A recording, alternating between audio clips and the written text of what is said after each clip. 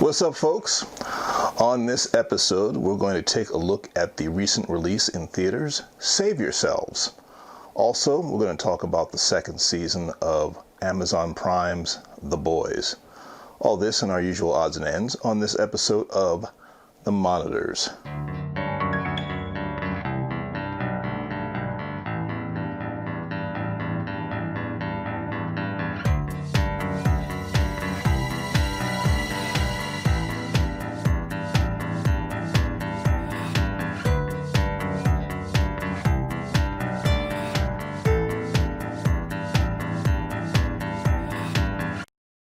Released on October 2nd was the quirky comedy Save Yourselves.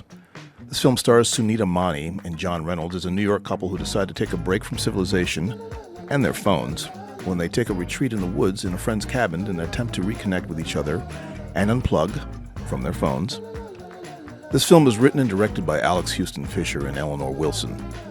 While in seclusion, our couple, Sue and Jack, are trying to rough it in the wilderness with their phones off, and are unaware that the planet is in the throes of an alien invasion from oversized tribbles, or poofs, as Sue calls them.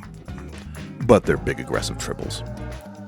The poofs have seemingly come to Earth for a particular resource, and they aren't shy about taking people out if they should happen to get in the way. Save Yourselves is a weird flick, to put it mildly, but it's weird in a good way. It would be a perfectly good gag if it were possible to begin watching the movie with no idea of the plot. Sue and Jack are a young couple trying to reconnect through all of their neuroses, and they're fun to watch. Sunita Mani and John Reynolds are legitimately funny and talented. They have great chemistry, and these characters have almost enough energy to sustain the film. Almost. Even though they're unaware of the alien jeopardy, Sue and Jack are entertaining, mostly because they're relatable and still funny.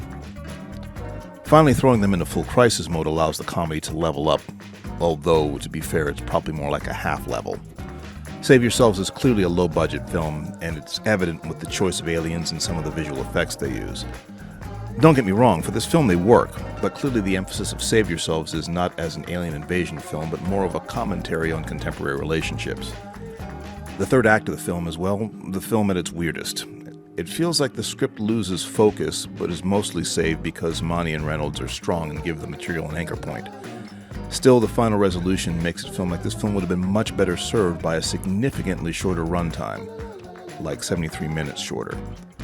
Save Yourselves would have been a masterful short film. As a feature-length film, it's a little short on content to sustain all 93 minutes. Still, when there are as few options in the theater as there are these days, Save Yourselves is not a regrettable outing.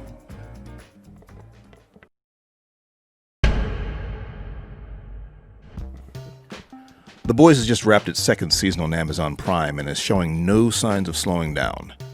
The main cast returns, and they're joined by some new faces, which include Aya Cash as the Seven's latest edition Stormfront, Claudia Domit as Victoria Newman, and cult favorite Giancarlo Esposito returns as Stan Edgar, among others.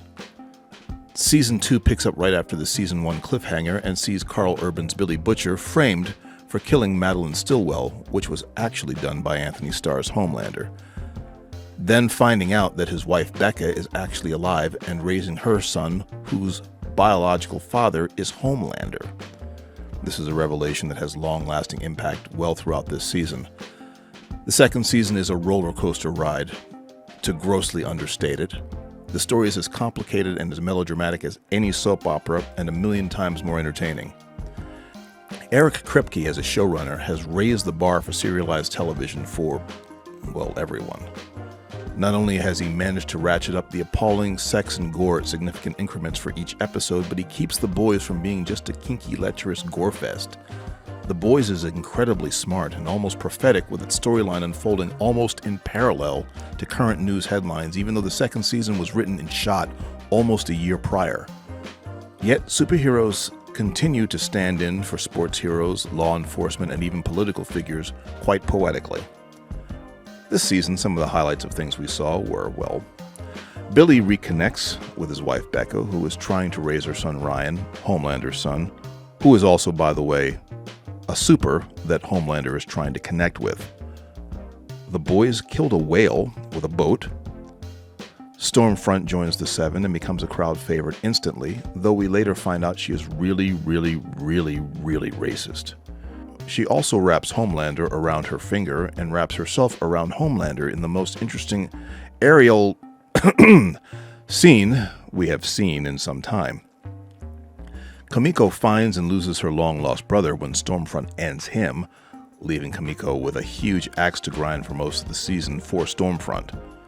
Huey and Annie, Starlight, out Vought's secret about Compound V being the secret ingredient to creating supers, who it turns out are not born, as we found out last season. A-Train gets bounced from the Seven, joining the Deep, who has become part of the Church of the Collective, and gets married and will do anything he can to improve himself to get back into the Seven. We find out that Maeve is in a relationship with another woman, and when Homelander finds out, he outs her to the world in an effort to both humiliate and manipulate her. Maeve, mostly out of fear for her partner, begins plotting against Homelander and Vought, holding on to footage from the first season plane crash. The second half of the season gets even more interesting, but telling you would take the fun out of watching it, and one of the things that this show does better than most is find new ways to drop your jaw with stuff that you don't see coming. Like, one of the members of the boys, Mother's Milk, is attacked by another member.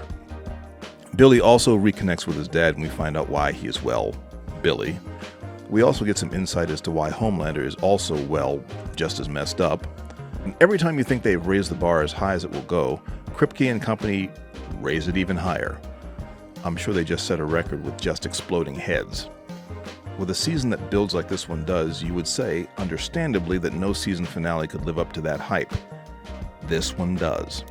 Even though the build isn't proportional to the season, it pays off many of the season's arcs. And, spoiler alert, it doesn't end well for everyone. Surprise, surprise. Season 3 promises to bring even more excitement and no doubt debauchery, new characters, and stuff. If you're a superhero purist, watch The Boys. It takes the beloved genre and turns it on its head. If you are someone who enjoys a good social commentary or satire, watch The Boys. It comments on society with an accuracy and timelessness matched in few other shows. If you enjoy shows that allow in-depth character study, watch The Boys. All of the characters are written with depth. Their complex motivations are deeply illustrated with both excellent writing and strong acting. This is probably most clearly seen when looking at Irvin's portrayal of Billy Butcher and Starr's portrayal of Homelander.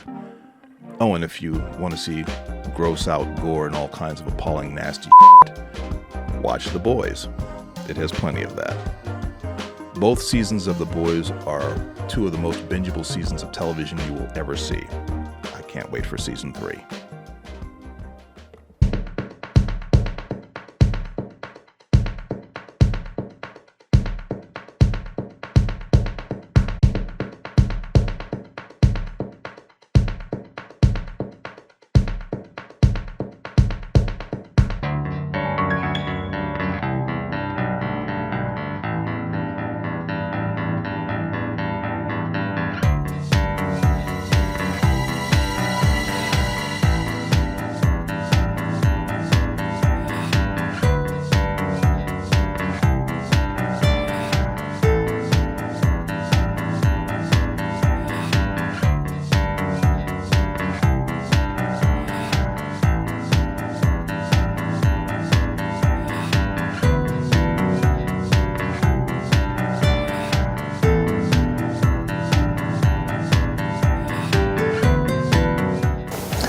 And that's going to do it for this episode.